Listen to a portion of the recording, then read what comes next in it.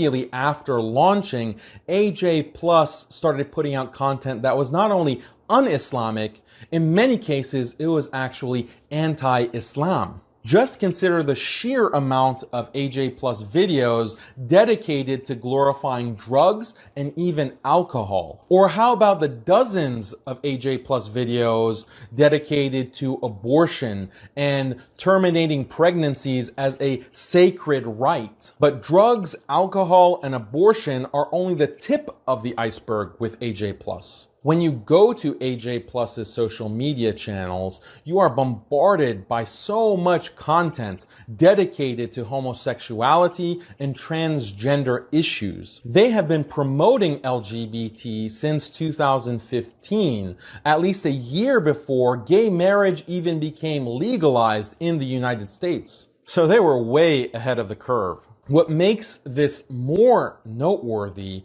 is that they also promote LGBT normalization in the Muslim world. If there is anything related to LGBT in the Muslim world, AJ Plus is quick to glorify it and celebrate it with coverage in multiple languages: English, Arabic, French, and Spanish. Beyond LGBT, many of AJ Plus's videos promote prostitution, or what they call sex work. Obviously, we know that prostitution has nothing to do with Islam and nothing to do with the beautiful culture and heritage of Qatar and Qatari people. So why is Qatar's government facilitating these pro-prostitution ideas throughout the world through AJ Plus? Are these the images that they want people to associate with Qatar? What makes AJ Plus especially problematic is their criticism of Muslim countries that apply the hudud. Hudud are a part of Islam and they're a part of the Sharia. And Muslims will always be proud of the hudud, no matter how much Western feminists, liberals, and secularists want to shame us for our religion. Is Qatar's government not aware that they are funding a media outlet that is adding fuel to the fire of anti-Islam, anti-Muslim hatred?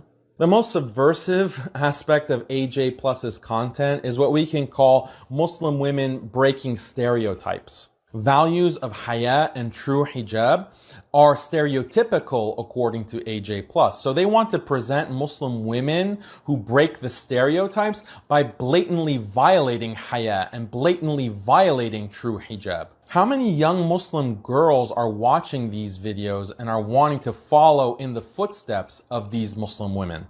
Again, it must be asked, does Qatar's government condone this type of programming? Does Qatar's government want women in Qatar to emulate this kind of behavior? When we look at the social media channels of the people running AJ Plus, it becomes very clear that they have an ideological axe to grind. These are pro-LGBT, pro-secular, pro-liberal, pro-feminist activists who want to change the Muslim world and change Muslim consciousness to make it aligned with these kinds of Western secularist identity politics. What's so ironic is that young Muslims in the West are actually influenced by this kind of content from AJ Plus. We usually think that it's Western media that threatens the iman of our youth, but in this case, it's Qatari-funded media that's doing that job. Just imagine, rather than Western governments funding media that's indoctrinating Muslims around the world,